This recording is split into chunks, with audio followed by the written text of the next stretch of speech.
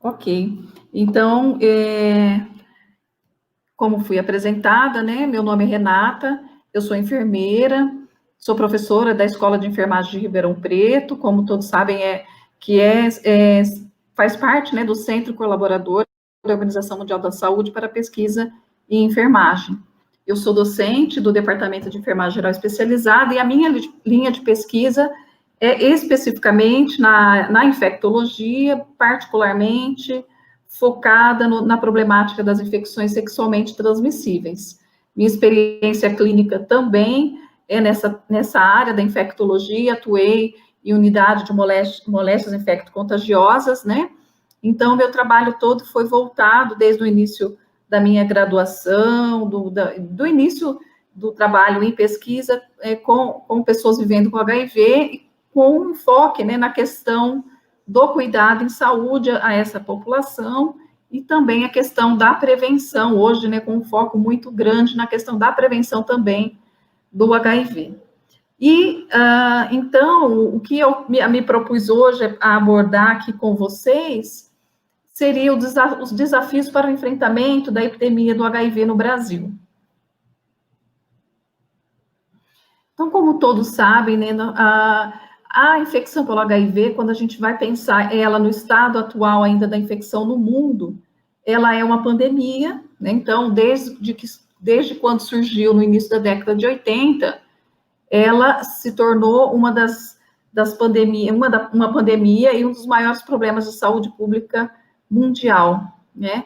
Então, a gente tem uma estimativa, né, que vive no mundo inteiro, que mais de 37,9 milhões, né, de pessoas já vivem com HIV no mundo, sendo que a região, né, da África, principalmente a região da África subsaariana, é a região que é mais acometida por essa questão, por essa problemática. Entretanto, a gente pode observar que é um problema de saúde pública mundial, né, impactando, então, todos os continentes e todos os países, né, incluindo a América Latina, no qual o Brasil se encontra, sendo que dessa região, o Brasil é o país mais acometido, né, pela infecção pelo HIV.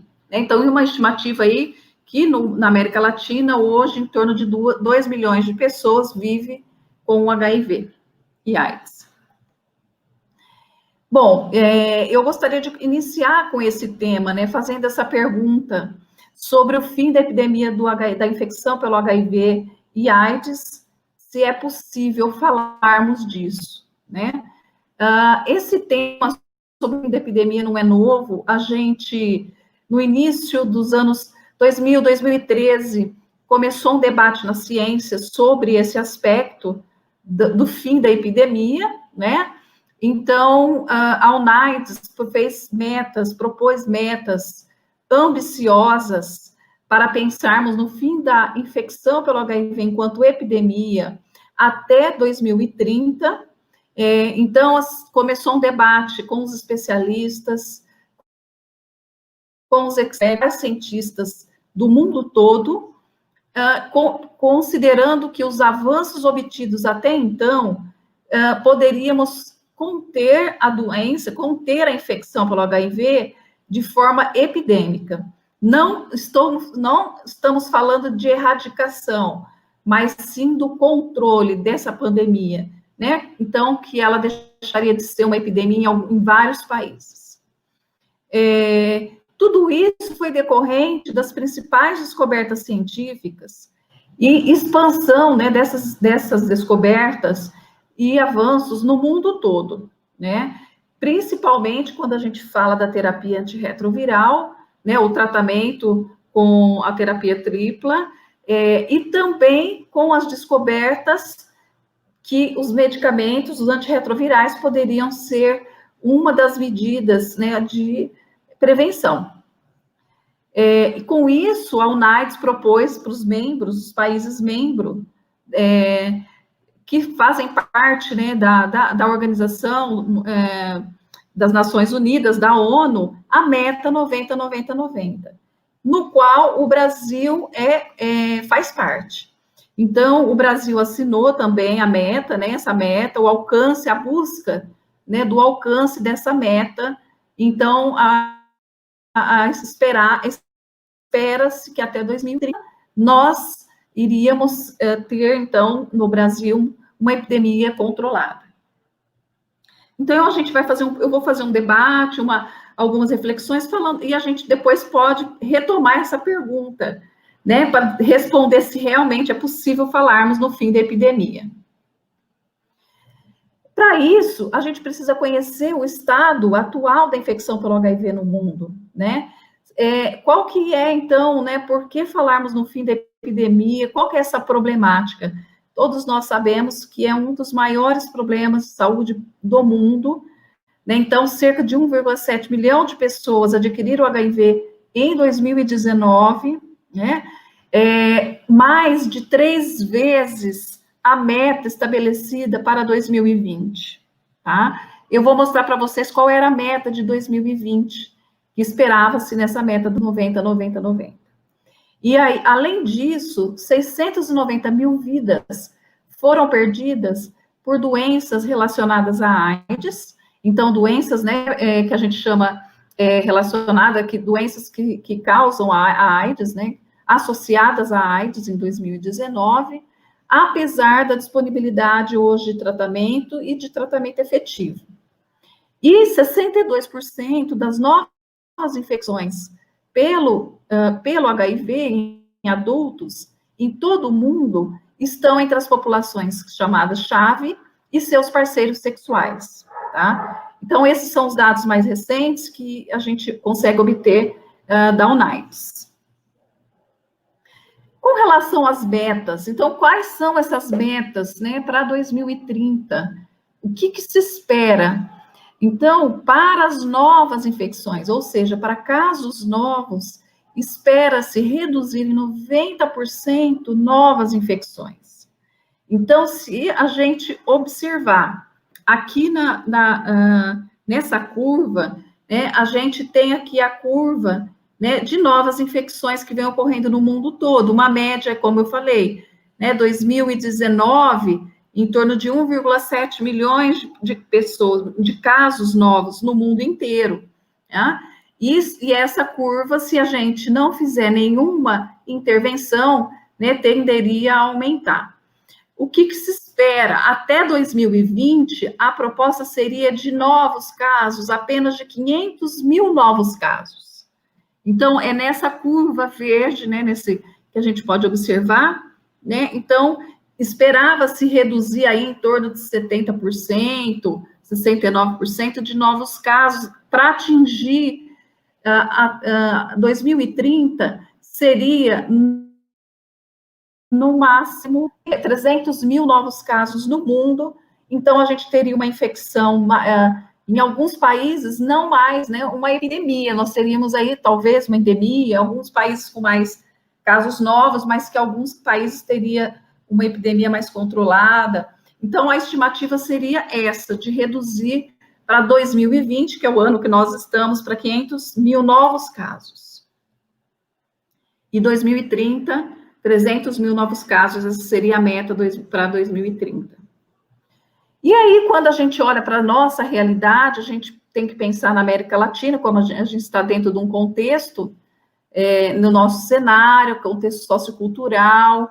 A gente tem na América Latina os dados mais recentes, né, que 2,1 milhões de pessoas vivendo com HIV, né, sendo que a grande parte dessas pessoas, 47%, estão no Brasil, vivem no Brasil. No Brasil, a gente tem uma problemática já há algum tempo de 65% das novas infecções pelo HIV atingindo populações-chave, né? E a gente tem uma diminuição muito lenta, um processo muito lento de diminuição das novas infecções. Há 1% de redução desde 2010, né? Só para a gente poder comparar com outros países, El Salvador, por exemplo, teve uma redução nesse mesmo período de 48%, né? Colômbia, 22%, e o Brasil, infelizmente, aumentou nos últimos anos 21%. Esses dados, se eu não me engano, refere-se a 2019, tá? São os dados atuais da UNAIDS, trazendo, então, o panorama da América Latina, né, e o contexto brasileiro, mostrando que, apesar do Brasil ser pioneiro nas políticas, a gente ainda... pediram aqui para eu aumentar. Acho que ficou bom. A questão, o Brasil, apesar de ser um país pioneiro na implantação de políticas públicas, infelizmente, a gente teve um aumento, né, como a gente pode observar, de 21% de novos casos da infecção pelo HIV. Falar um pouquinho do Brasil, né? Todo mundo fala assim, as tendências e do perfil epidemiológico no Brasil e no mundo, ele muda ao longo mudou, né? Ele teve uma mudança ao longo do tempo. Se a gente fosse fazer aqui, traçar um panorama, então a gente já teve o processo de feminização, interiorização, pauperização, e hoje a gente sabe que a epidemia no Brasil, ela é nacionalmente estável, ou seja, como eu mostrei, ela se mantém aí em média 40 mil novos casos por ano, é muito alto, né? A gente tem em média esse número há um tempo, né? Então a gente está estacionado em termos de novos casos, e a gente fala que ela é concentrada principalmente em populações-chave, né? Então, homens que fazem sexo com homens, mulheres trans, mulheres profissionais do sexo, usuários de drogas, ainda também uma população bastante acometida, e isso traz grandes implicações para a gente pensar na questão da prevenção. Da década de 80, né, de 1980 a 2018, então, nós temos notificados no Brasil 926 mil casos, provavelmente nós estamos quase perto de 1 milhão de novos casos. A gente tem um perfil, isso muda pouquíssimo de um ano para o outro, mas a gente ainda tem um perfil maior de 65% dos casos atingindo homens, tanto hétero como homens que fazem sexo com homens, mas predominantemente nos últimos anos a gente tem observado aumento entre homens que fazem sexo com homens, em média, 40 mil, como eu falei, 40 mil novos casos a gente tem observado, isso é uma média muito alta, e a prevalência, então, na nossa população em geral, né, desde 2011 é de 0,4%, mas nas populações chaves essa prevalência é muito maior. Então, eu vou mostrar aqui para vocês, né, como que está a prevalência da infecção pelo HIV nessas populações-chave, que são as populações altamente vulneráveis, né? Quem são as populações-chave? São populações com um maior risco de infecção pelo HIV, né?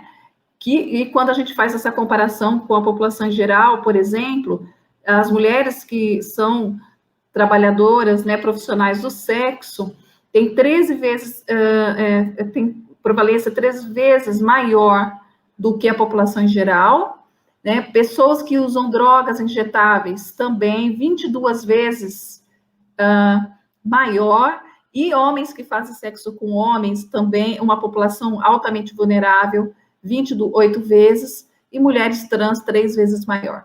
É lógico que esses dados, eles são mundiais, não são somente do Brasil, e a gente tem observado em alguns estudos, brasileiro, inclusive, que as mulheres trans têm alta vulnerabilidade, e esses dados são ainda maiores, especialmente nessa população.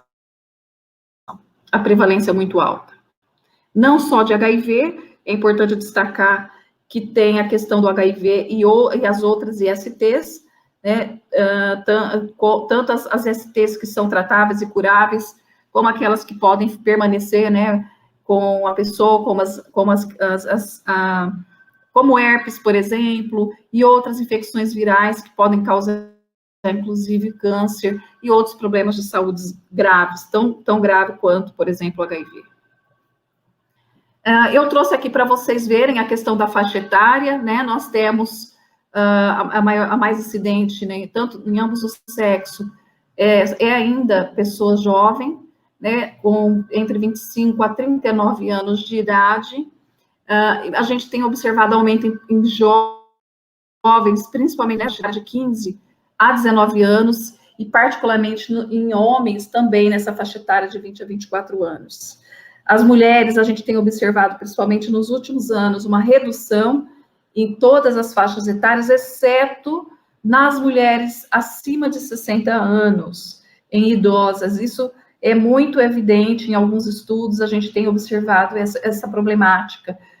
Isso tudo tem muita relação com a questão da percepção de risco das próprias mulheres, da própria vulnerabilidade programática, onde a gente não vê, por exemplo, até existe a política pública, até existe o que é para ser feito, mas nem sempre é oferecido o teste numa consulta, por exemplo, de uma mulher que está lá no serviço, muitas vezes, mas ninguém pensa que ela pode ter um parceiro afetivo sexual, que ela poderia manter a vida sexual, e isso implicar na sua vulnerabilidade. A gente também tem visto muito entre mulheres a questão do diagnóstico tardio também.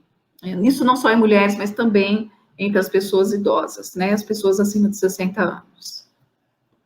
No Brasil, prevalece ainda a forma de transmissão sexual, isso entre mulheres é muito predominante ainda, né, as mulheres, grande parte, entre mulheres, mulheres nas relações heterossexuais, entre homens isso já se modifica, porque a gente observa que entre os homens, 48% já ocorre nas relações homo e bissexuais, né, e a gente tem observado agora que a proporção de casos notificados, né, como exposição heterossexual, tem superado, desculpa, o contrário, os homossexuais e bissexuais superou a proporção de casos da exposição heterossexual pela primeira vez na última década.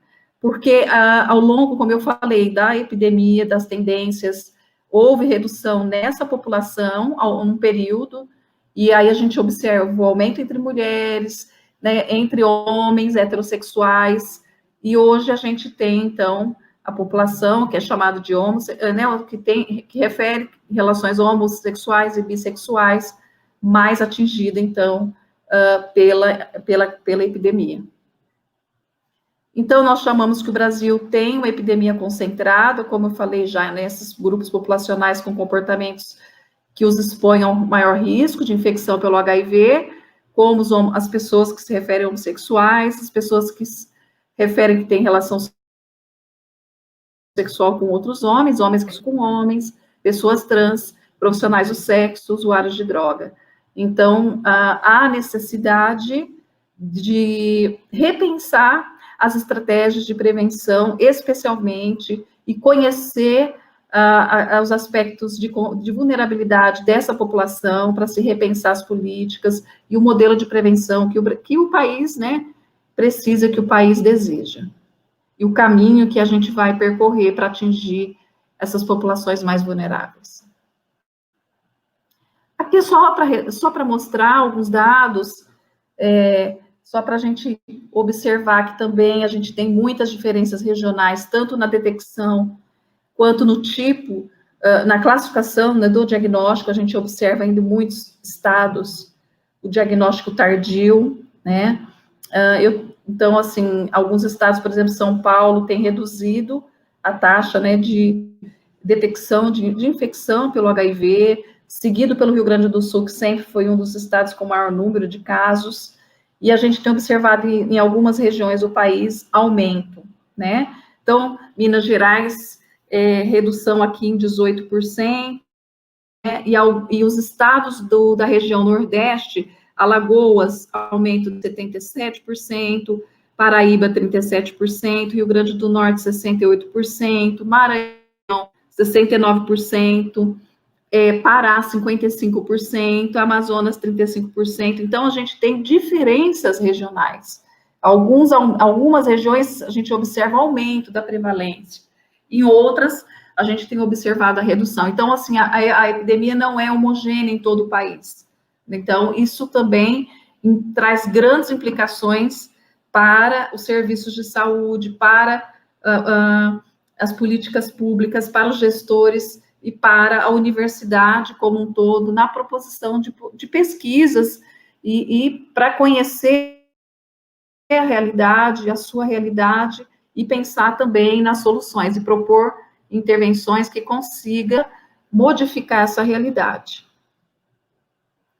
Aqui só, acho que todos já conhecem, né? A gente sabe que a epidemia foi avançando ao longo do tempo no Brasil, se deslocou dos grandes eixos e centros urbanos para todas as regiões do país, né?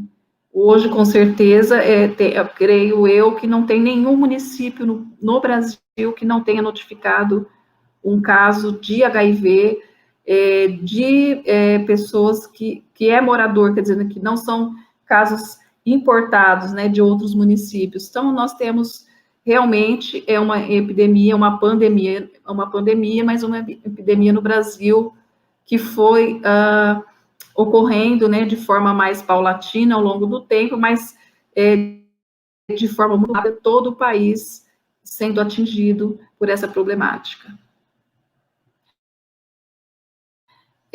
Aqui mostrando a taxa de detecção, segundo região e residência, por ano, né, como eu já falei, algumas regiões têm decaído, declinado, outras começaram a aumentar, a gente observa aumento. Então, aqui nessa linha mais escura, a gente tem a média brasileira, né, de taxa de detecção, e algumas regiões, por exemplo, era acima da média brasileira, por exemplo, a região sul, que sempre foi uma das regiões mais atingidas. Então, a gente tem observado o quê? Como eu falei, né, no outro slide, ela está reduzindo a taxa de detecção, reduzindo casos novos, tá? A região Nordeste, a gente observa uma queda, um aumento, né, ao longo do tempo, e na região Norte, particularmente, o aumento tem sido importante, né? Então, aqui desde da década, no início, né, dos anos 2000, 2012, a gente observou aumento muito grande na região Norte, e agora uma tendência aí, vamos, de queda, mas isso precisa ser ainda observado. A gente tem observado que algumas regiões têm aumentado. Bom, outra questão muito importante, né, no Brasil foi a questão, em 2013, com a política, né, a implantação da política do testar e tratar. Essa política modificou, passamos a iniciar o tratamento que a gente chama precoce para todas as pessoas, independente da condição clínica, independente, então, da contagem de CD4, independente se a pessoa estava na condição de AIDS ou não. Então, a partir de 2013, iniciou-se, então, o tratamento que a gente chama o tratamento precoce para todas as pessoas que vivem com HIV, com a expectativa lá de atingir a meta que eu comecei a falar, na meta 90, 90, 90, para a gente alcançar, né, a meta aí da supressão viral, né, quando você inicia precocemente, você vai ter uma melhora clínica, uma melhor resposta imunológica. Então, o Brasil também foi pioneiro nisso, um dos primeiros países, né, países em desenvolvimento a estabelecer essa política. Outra questão importante que a gente tem problemas, né, apesar da gente ter um avanço no tratamento, a gente tem problema para o diagnóstico. Isso é uma questão muito importante para nós repensarmos, né, profissionais de saúde, muito séria a questão do diagnóstico, que a gente chama, não de precoce, vamos chamar de oportuno, né, porque a infecção pelo HIV, ela atinge todos os segmentos da população, apesar de ser concentrada, como eu já falei, nas populações-chave, mas não é raro a gente hoje observar pessoas de todas as idades, incluindo jovens, idosos, gestantes, sendo diagnosticadas muitas vezes já na internação, quando a pessoa vai fazer uma investigação clínica pensando que tem ou uma pneumonia ou uma doença mais grave relacionada a uma infecção fúngica, ou o médico não sabe a causa da infecção, um problema gástrico, um problema, não é incomum paciente internar para fazer uma endoscopia, pensando que está com uma úlcera gástrica ou uma lesão a esclarecer, ele vai fazer o diagnóstico quando você vê, poderia ser feito um teste de HIV e já poderia ser feito o diagnóstico oportunamente lá na atenção primária em saúde. Então, é muito importante porque o Brasil, ele apresenta, como eu falei, ainda um índice de casos tardios, né, 26% de casos novos diagnosticados já na fase AIDS, que a gente considera um diagnóstico tardio, né, que poderia ser feito de forma oportuna em outro momento. Aqui é só para mostrar que é importante hoje esse conceito de cascata brasileira, né, que é a gente conhecer todos é chamado de cascata mesmo, né? O número, além de fazer o diagnóstico que é oportuno, que deveria ser oportuno, a gente vai perdendo pessoas, né? Porque um dos focos da meta do 90-90-90 é atingir a carga viral indetectável, né? Então, que a pessoa atinja a supressão viral. Quando ela atinge a supressão viral, 2 benefícios são muito importantes. O primeiro é o benefício clínico, é o benefício físico, que essa pessoa mantém a sua imunidade, né? Então, ela evita problemas relacionados a infecções oportunistas e consegue manter aí a sua saúde, né? Vamos pensar saúde física de uma forma até muito bem, e inclusive com expectativa de vida muito próxima das pessoas que não vivem com HIV.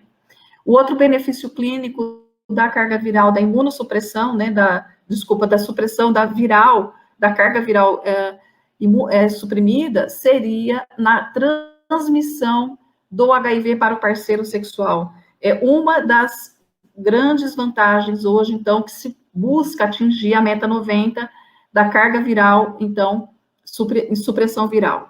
Mas a gente pode observar na nossa cascata, esse foi o último da cascata do Brasil, a última que eu consegui, não é muito recente, mas a gente sabe que isso muda de estado para estado, de cidade para cidade, depende muito né, do contexto mesmo desse município, desse estado, das intervenções, do avanço que se obteve, da implementação das políticas. Então, aqui só para a gente ilustrar que a gente vai perdendo ao longo dessa cascata, né, as pessoas, apesar de, por exemplo, o Brasil, se eu não me engano, é cidade de 2015, ter né, 700 das pessoas diagnosticadas,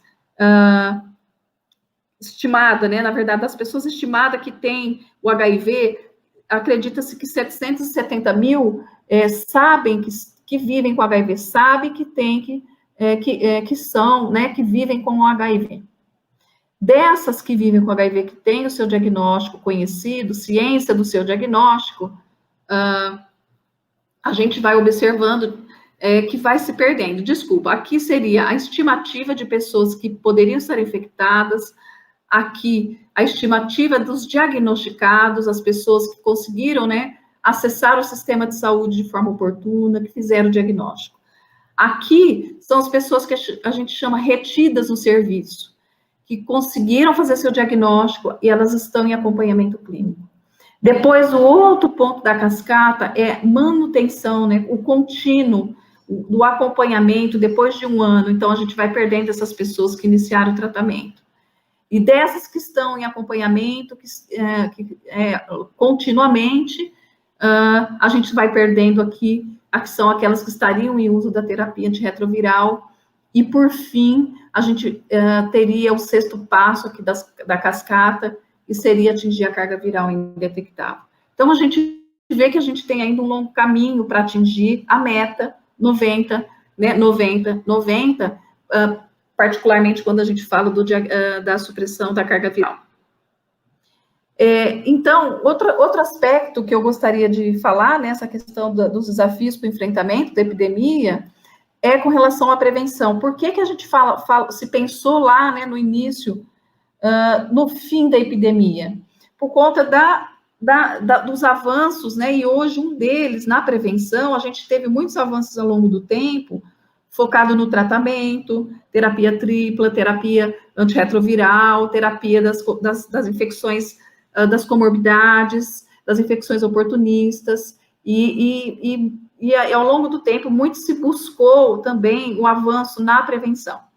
Por quê? A gente focou muito tempo, né? Eu digo muito tempo, eu falo até hoje, ainda se foca no preservativo, apesar dos estudos mostrarem que 94%, né, dos brasileiros sabe que o preservativo é a melhor forma, considera a melhor forma de prevenção, mas apenas 45% da população sexualmente ativa do país, quer dizer, 45% não usou preservativo, né, nas relações sexuais, isso eu digo nos últimos 12 meses.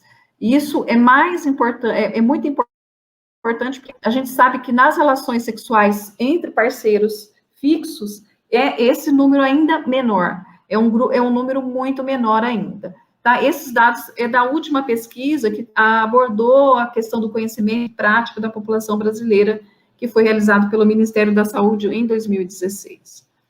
Então, a gente sempre buscou e sempre falou muito de sexo seguro. Então, hoje, a gente tem que mudar um pouco a nossa mentalidade, a nossa forma de abordagem, né?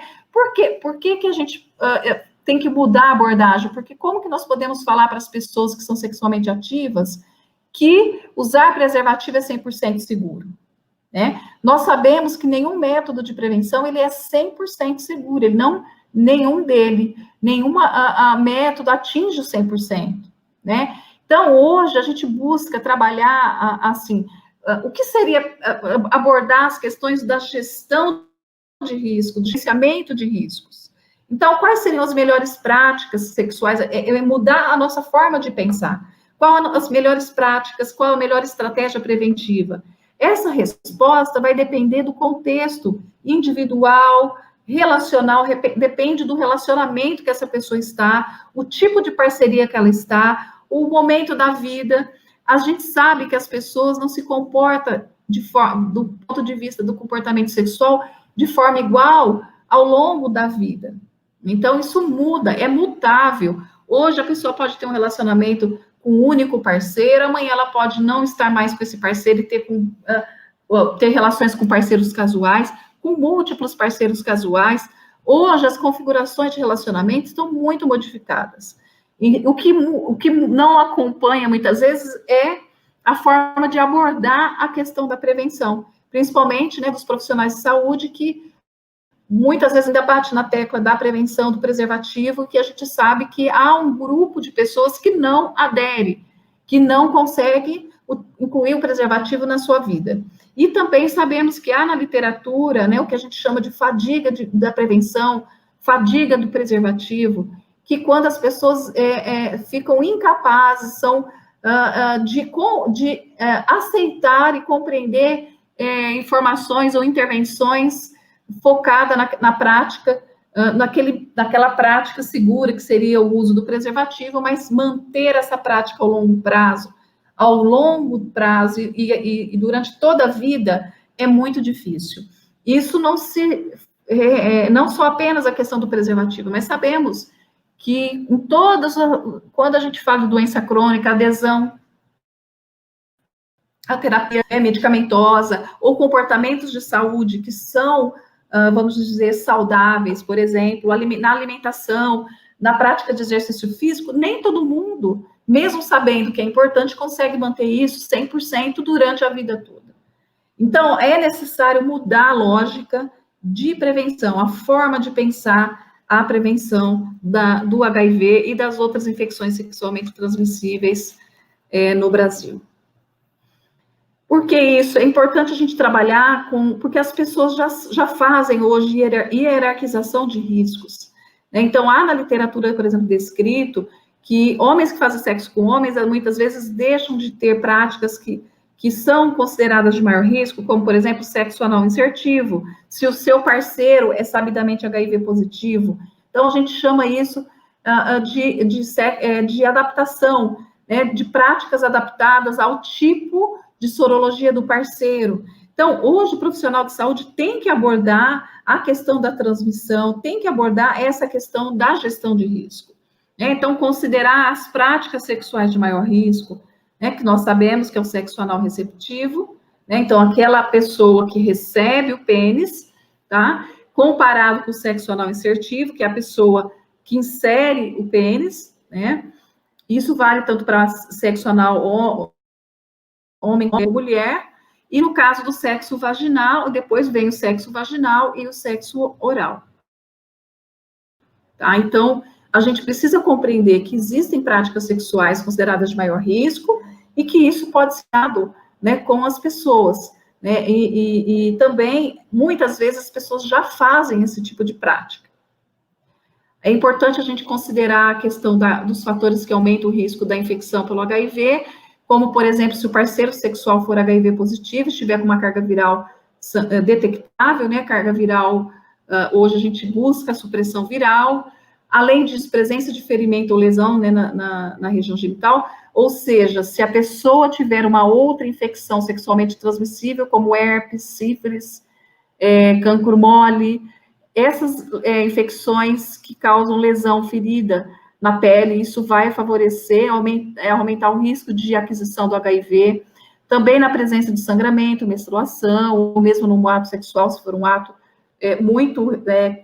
que causa lesão, né, no caso da mucosa, tá? Então, e também, como eu já falei, se um dos parceiros tiver infecção sexualmente transmissível. Aqui eu já falei a questão do sexo vaginal, né? Então, a gente considera, aí, né, no caso, é o pênis na vagina, sem preservativo, é considerado um comportamento de alto risco para transmissão. Nas mulheres, a gente sabe que o HIV pode ser absorvido, né, pelas membranas mucosas que revestem a vagina e o cérvix. O revestimento da vagina também pode ter microfissuras, né, durante o ato sexual, e se torna, então, a porta de entrada para o HIV. A gente sabe que a vagina, né, tem a membrana de absorção, né, a membrana mucosa de absorção, e também muito maior, né, que o pênis, então, assim, a mucosa anal também, então, o risco, né, no caso da mulher, né, numa relação sexual vaginal, também considerado um comportamento de alto risco, caso não estiver protegida. E como a gente faz para reduzir, né? O uso consistente, correto do preservativo, ele deve ser incluído sempre, mas numa lógica, numa abordagem que a gente chama abrangente, né? Dentro de um pacote de prevenção, né? Isso, e o uso consistente, hoje tem sido muito questionado pela dificuldade das pessoas. A gente sabe que as pessoas não consegue manter essa prática durante muito tempo, a depender do contexto de vida dela. A questão do número de parceiros sexuais, logicamente, quanto maior o número, maior é a exposição a possíveis patógenos de transmissão sexual. A questão do diagnóstico precoce e tratamento adequado das outras infecções sexualmente transmissíveis, isso é fundamental à medida que a gente consegue identificar e tratar adequadamente, né? A gente vai reduzir a porta de entrada para o HIV, e também o tratamento adequado do parceiro, né, afetivo sexual, que a gente muitas vezes foca, quando a gente fala de transmissão, de uma infecção sexualmente transmissível, a gente está falando de no mínimo 2 pessoas.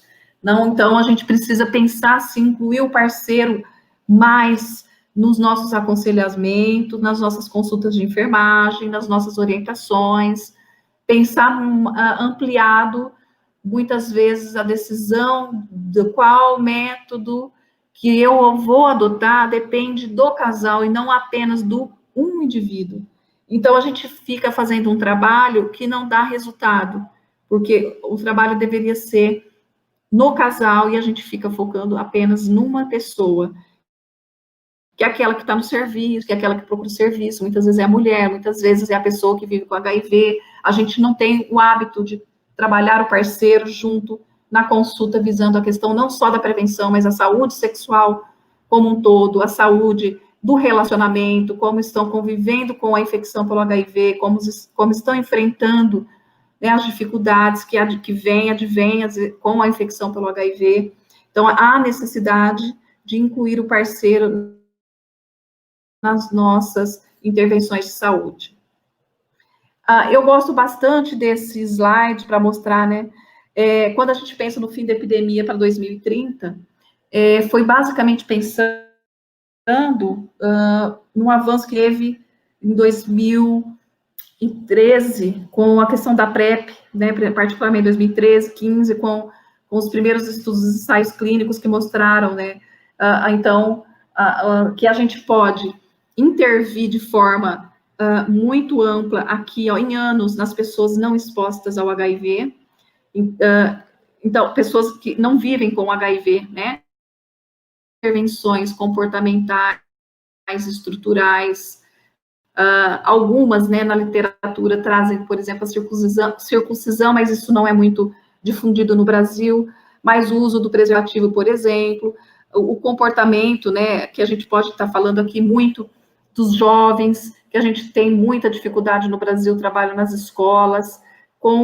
trabalhando mesmo a saúde sexual, a educação sexual, trabalhando na questão estrutural, com a questão do preconceito que a gente tem ainda de fazer teste de HIV. É muito difícil fazer as pessoas procurarem o serviço para fazer o teste, né? Quem busca, muitas vezes, são aquelas que estão expostas, que sabem que estão muito expostas. Para as pessoas expostas, existem intervenções antes, como, por exemplo, a PrEP, né? A PrEP, que pode ser, hoje existe a PrEP antes da relação sexual, por exemplo, na França eles fazem dessa forma, e no Brasil, quer dizer, a gente usa a PrEP antes de ter a relação sexual, e na França a pessoa pode usar depois de ter tido a exposição.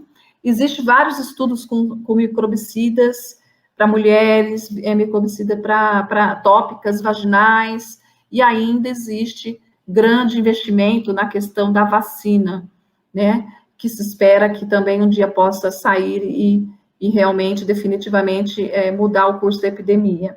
E também nós podemos pensar em intervenções pós-relação sexual, como, por exemplo, a profilaxia pós-exposição, que está disponível no Brasil, tanto a PrEP como a PEP disponíveis no Brasil.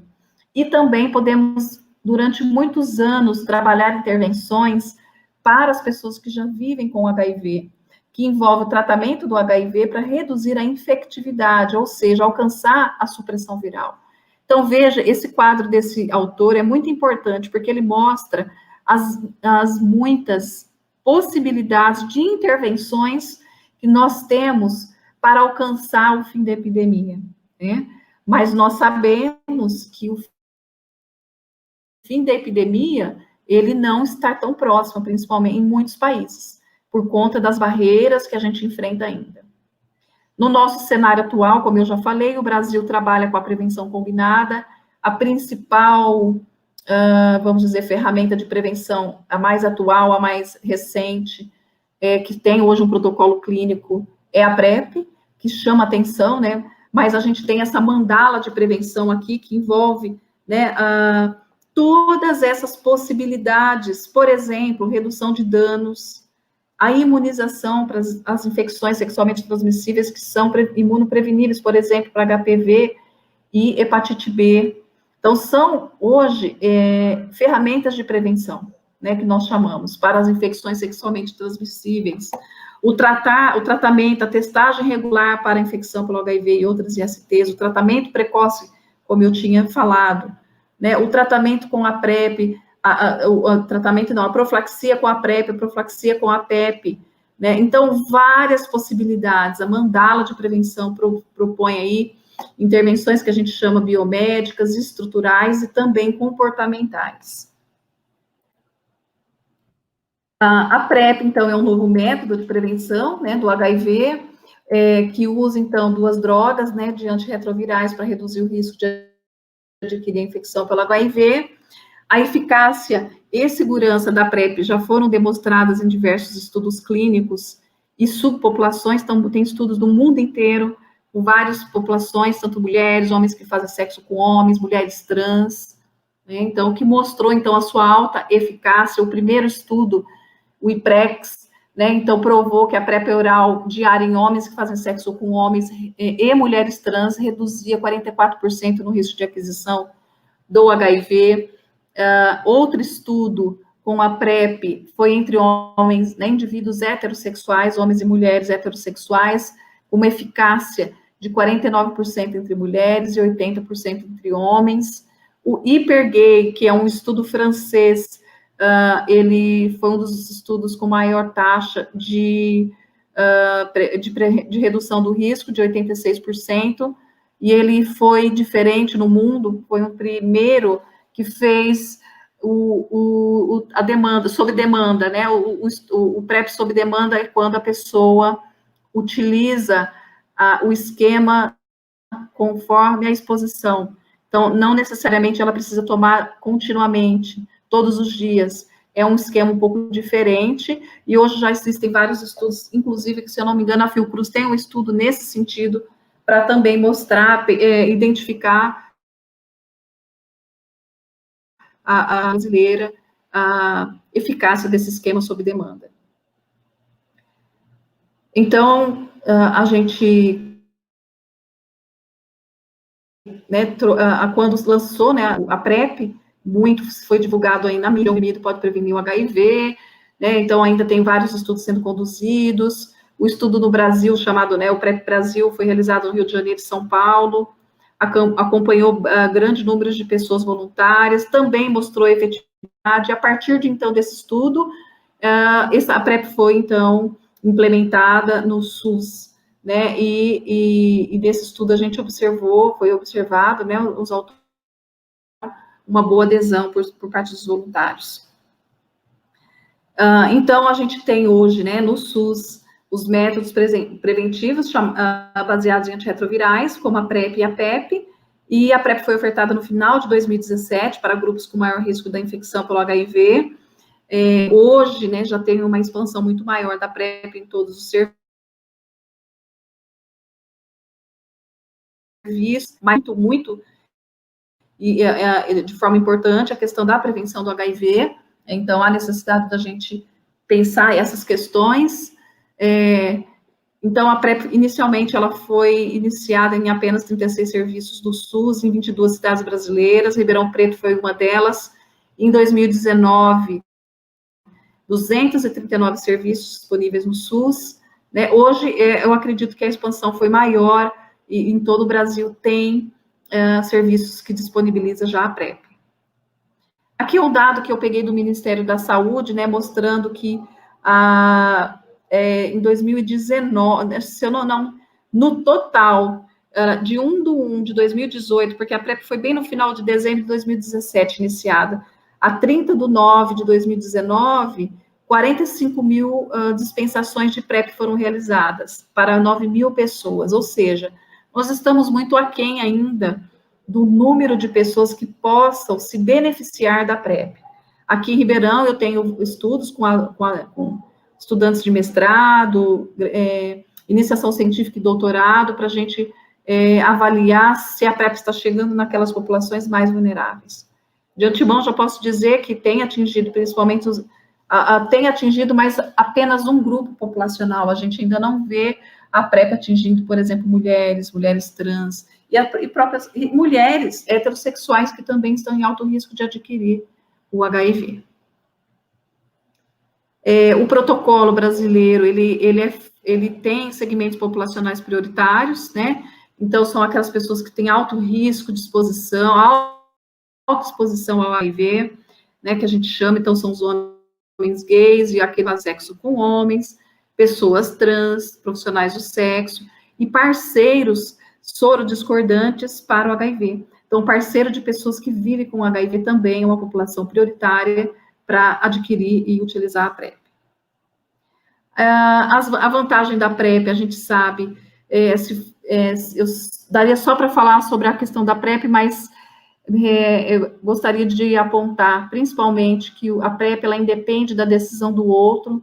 Então, para a mulher, para pessoas vulneráveis, que não há necessidade, né, de negociação com as parcerias, ela aumenta o grau de proteção em situações que a negociação preventiva é dificultada ou indesejada, por exemplo, situações que envolvem o uso de drogas, práticas sexuais estigmatizadas, como, por exemplo, de homens gays, homens que fazem sexo com homens, mulheres que têm dificuldade de negociar com o parceiro, mulheres profissionais do sexo, então dá uma relativa independência, né, para as pessoas, não depende do consentimento do outro. Então, além disso, ela facilita, né, a prevenção de situações que a autonomia para negociar, como eu já falei, é bem limitada, no contexto, por exemplo, de violência, no trabalho sexual. Então, isso permite a proteção dessas pessoas. Aqui.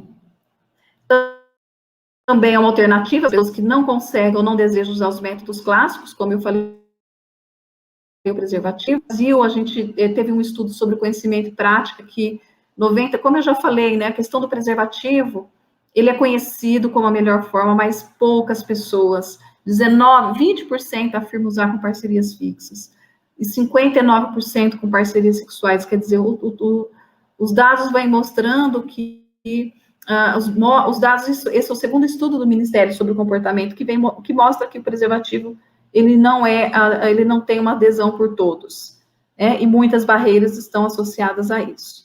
E uma outra vantagem da PrEP é que ela oferece proteção, né, tanto nas relações estáveis e ocasionais. Então, muitas pessoas têm relacionamentos estáveis e relacionamentos ocasionais.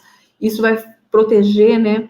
Então, a pessoa que usa a PrEP está protegida para todos os tipos de configuração de relacionamento. Ela deve, né, a PrEP, ser usada de forma combinada com outros métodos preventivos, né? Então, pessoas que usam preservativos de forma inconsistente, que estão com risco substancial, né, de infecção, ou parceiros de pessoas HIV positivas, né, que têm carga viral detectável, ou que não conhece, né, a sorologia, o parceiro desconhece a sorologia do parceiro, né?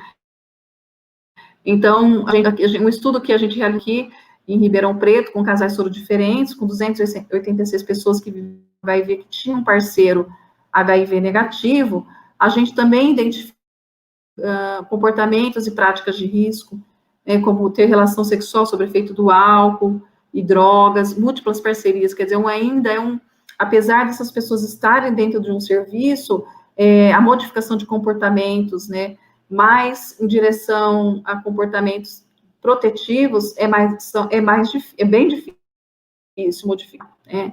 E o uso inconsistente do preservativo foi relatado por 29% das pessoas. Então, nesse caso, eram pessoas que viviam com HIV que realmente tinham a possibilidade, né, da chance da transmissão, caso a carga viral não estivesse com supressão, né, com supressão viral. Então, a gente, diante de tudo isso, né, a gente ainda tem uma preocupação com os efeitos compensatórios da PrEP. O que seria isso? Se as pessoas aumentam seus comportamentos com práticas mais arriscadas, por exemplo, se aumenta o número de parceiros, se adquirem mais IST. Esse é um estudo que nós estamos fazendo aqui em Ribeirão, com esse questionamento, que a gente considera importante. Então, na literatura isso é um pouco contraditório, tem estudo que mostra efeitos compensatórios, outros não mostram, mas na nossa realidade, como que isso ocorre no nosso ambiente real, como está acontecendo na realidade, porque muitas vezes os estudos, eles ocorrem de forma muito diferente da realidade, com uma equipe fazendo um trabalho educativo e de acompanhamento dessas pessoas, que muitas vezes não é o que ocorre na nossa prática clínica. Também a gente sabe que a vulnerabilidade social não se altera, né, principalmente dessas populações chaves, e essa vulnerabilidade influencia de forma muito importante a adesão, e a PrEP só vai funcionar, ela é diretamente relacionada com a adesão ao esquema terapêutico que foi prescrito. Hoje, a gente tem um estudo mundial em qual a Fiocruz participa. Falo da Fiocruz porque eu tenho um parceiro de pesquisa, que é da Fiocruz.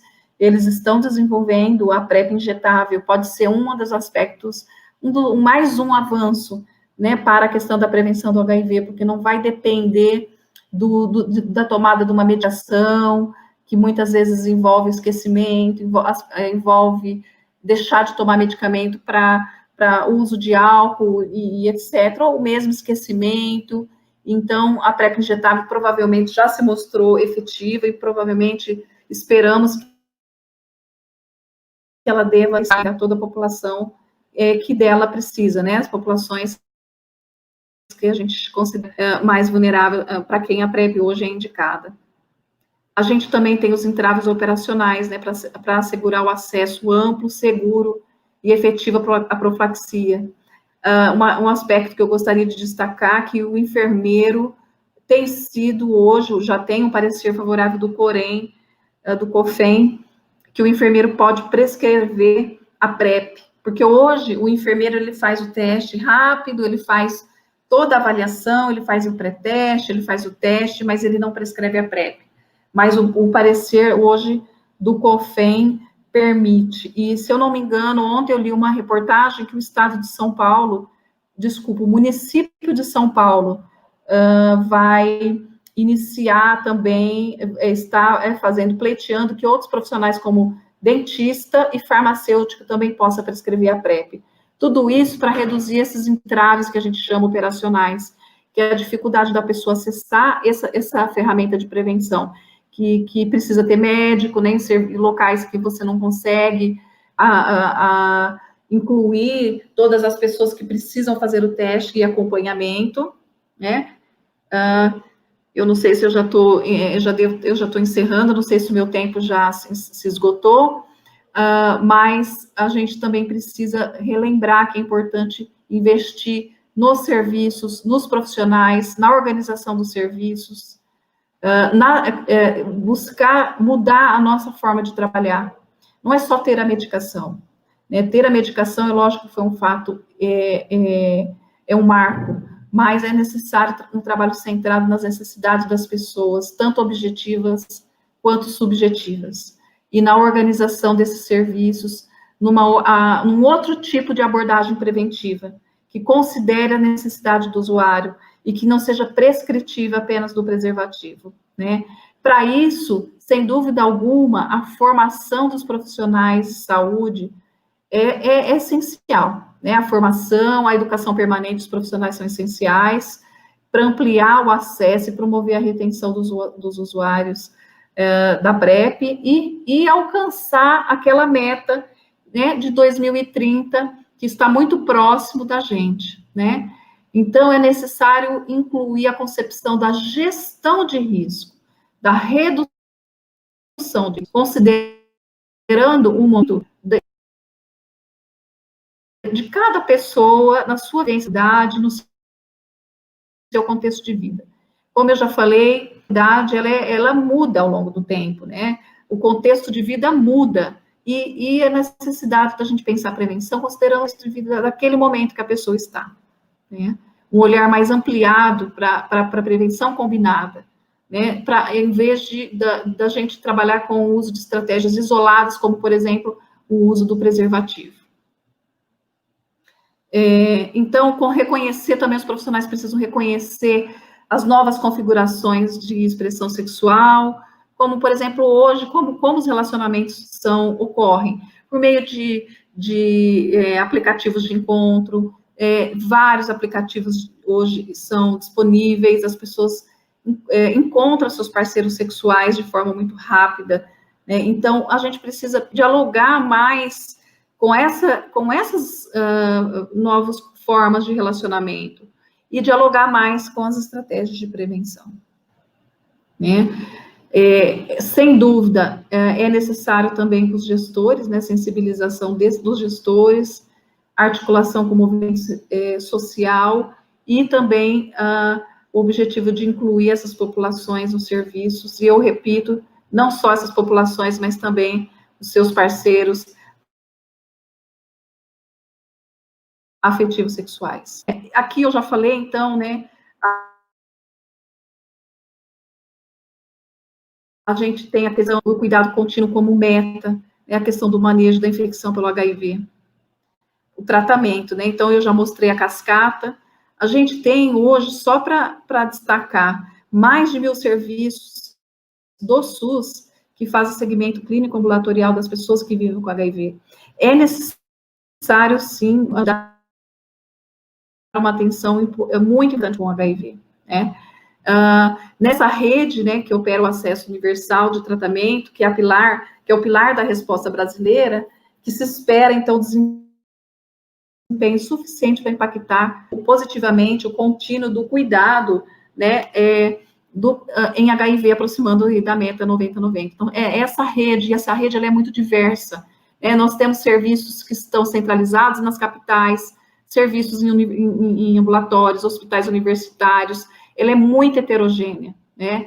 Então, é necessário que a gente olhe para os serviços de atenção à saúde e que também se pense na sobrecarga dos serviços especializados, né? Na capacidade desses serviços hoje de dar essa resposta e incluir, inclusive, a atenção primária nessa capacidade de resposta, seja organizacional ou técnica, para coordenar o cuidado, né, e a gestão clínica desses usuários. Então, há ainda uma necessidade da gente repensar essas questões, há lacunas para a gente saber como se opera isso. Há municípios que os serviços já estão descentralizados, né, o serviço de acompanhamento das pessoas que vivem com HIV. Mas, sem dúvida nenhuma, o serviço da atenção primária tem um papel relevante no diagnóstico oportuno da infecção pelo HIV e das outras ISTs e também no trabalho de educação e saúde, naquela parte que eu mostrei, né, das pessoas não expostas ainda ao HIV, o impacto é muito grande e esperado, né, da atenção primária. Então, a gente tem como desafio, hoje, a criação de uma rede de cuidados, né, do HIV e AIDS, que se pense, né, que envolve as ações desde a promoção, prevenção, o diagnóstico, a vinculação, o tratamento e a qualidade de vida das pessoas que vivem com HIV e AIDS.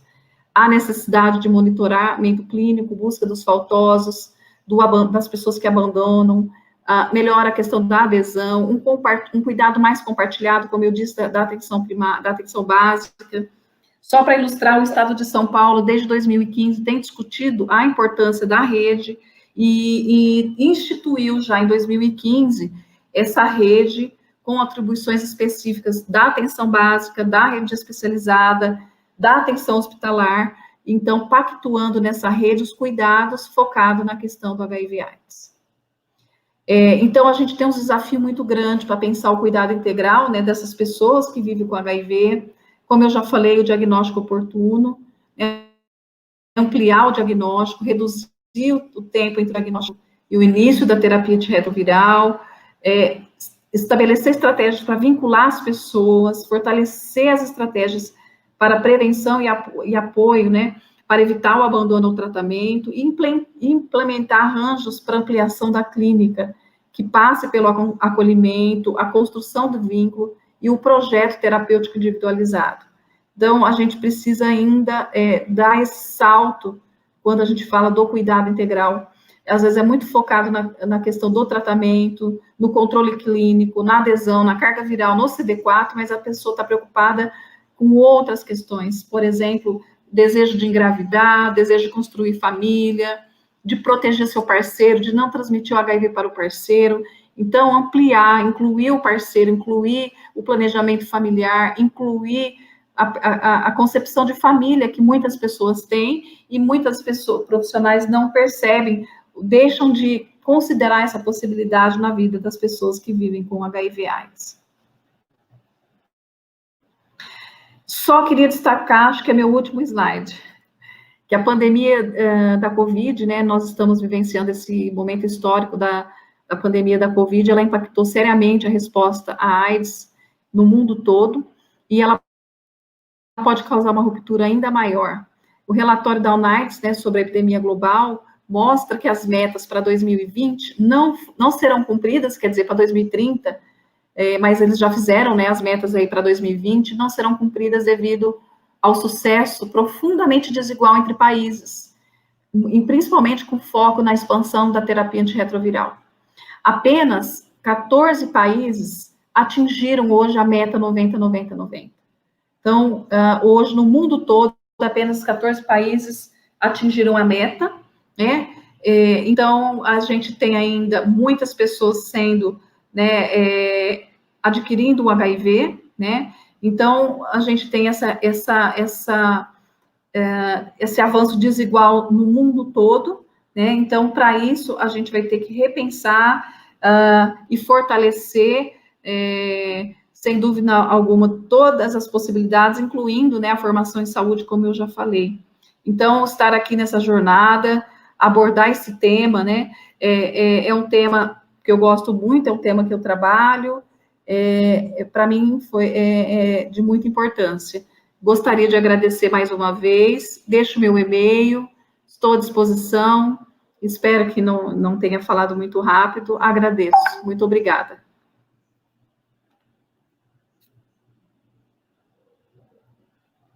Boa noite, doutora Renata. Primeiramente, muito obrigada pela palestra, foi muito boa mesmo. E tem aqui algumas perguntinhas. Queria saber se você pode respondê-las, por favor. Claro. Tem uma pergunta aqui do Gustavo. Eu não vi as perguntas. Eu vou passar aqui para você. O Gustavo pergunta aqui, quais fatores você acredita que podem aumentar o número de casos de AIDS na população jovem e idosa?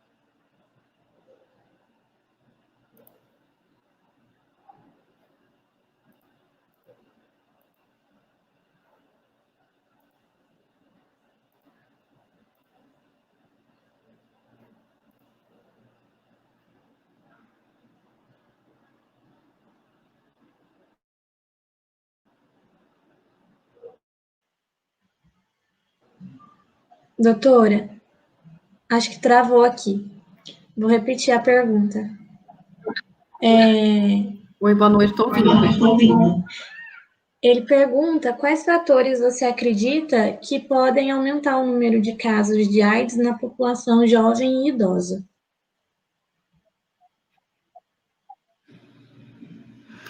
Bom, Gustavo, boa noite, obrigado pela pergunta.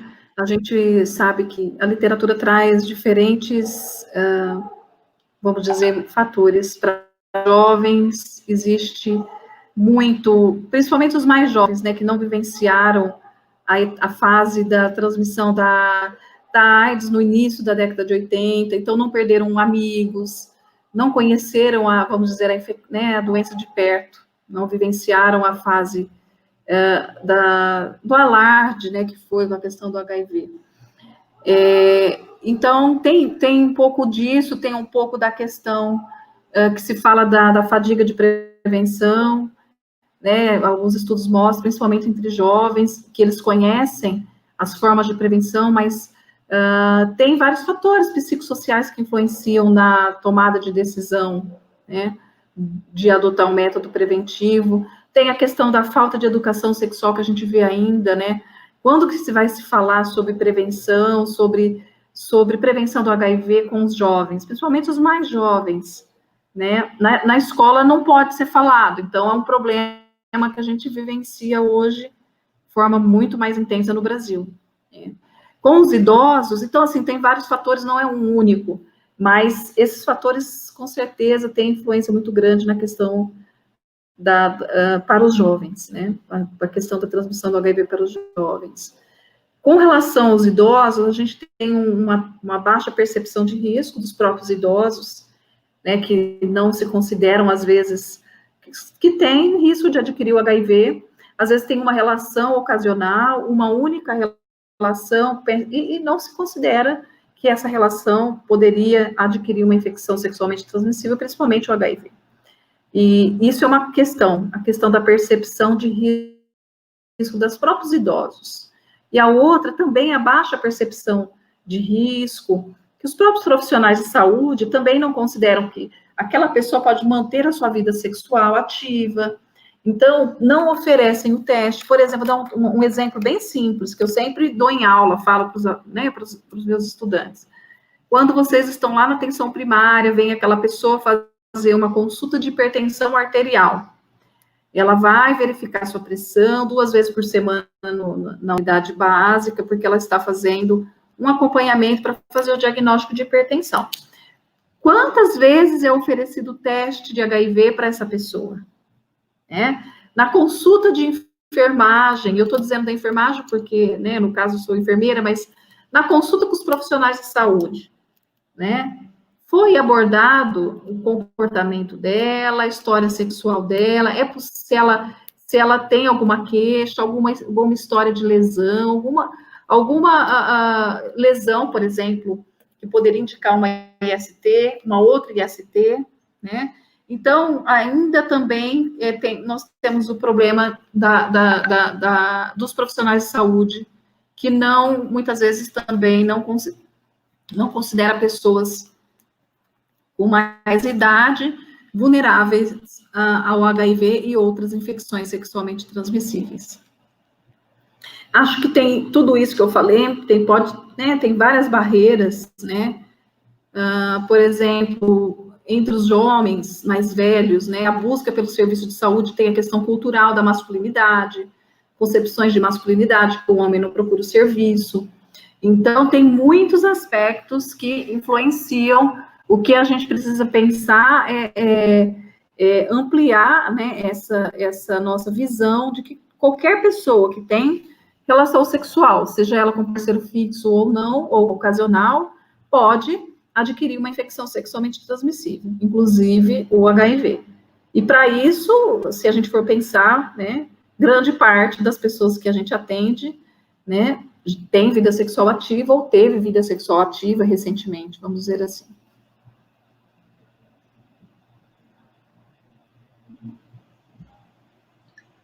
A segunda pergunta é da Rafaela.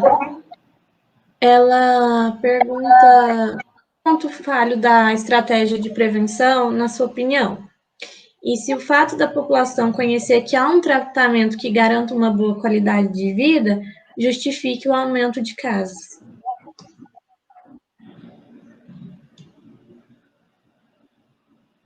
Na literatura tem isso que você está perguntando, Rafaela, que seria o otimismo com o tratamento, né?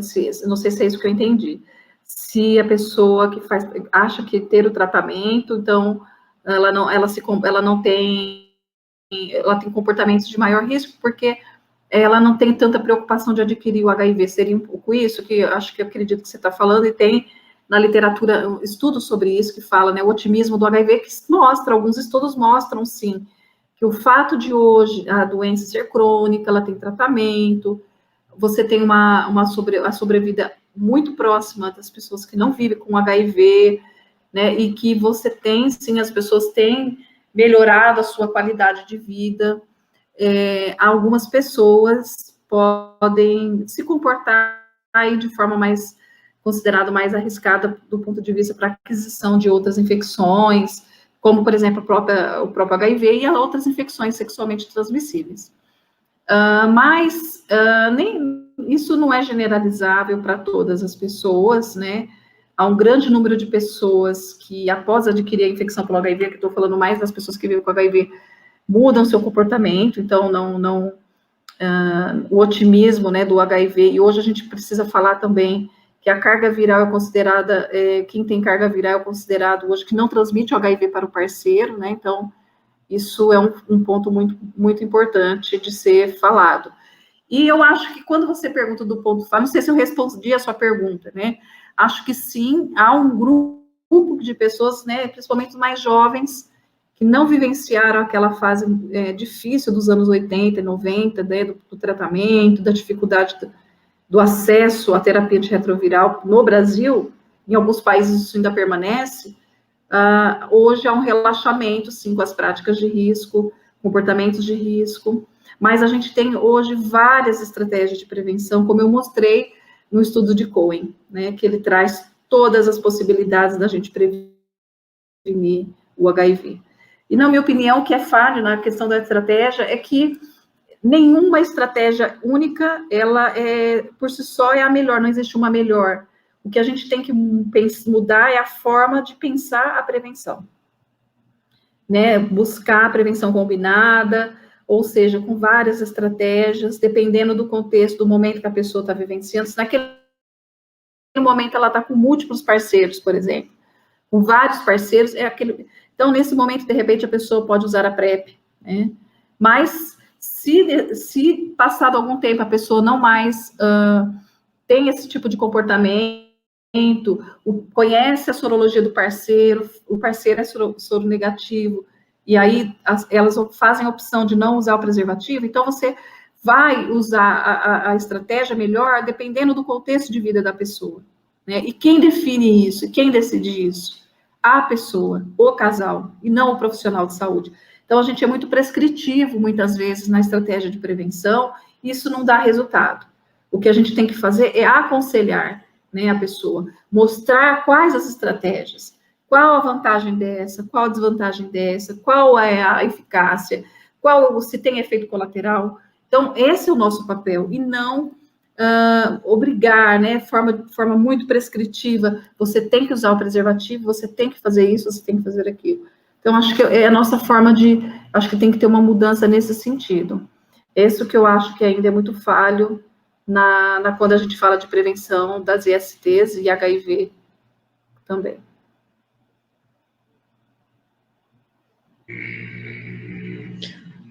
O Gustavo pergunta aqui também se o tratamento, por durar a vida toda, tem uma grande adesão de paciente.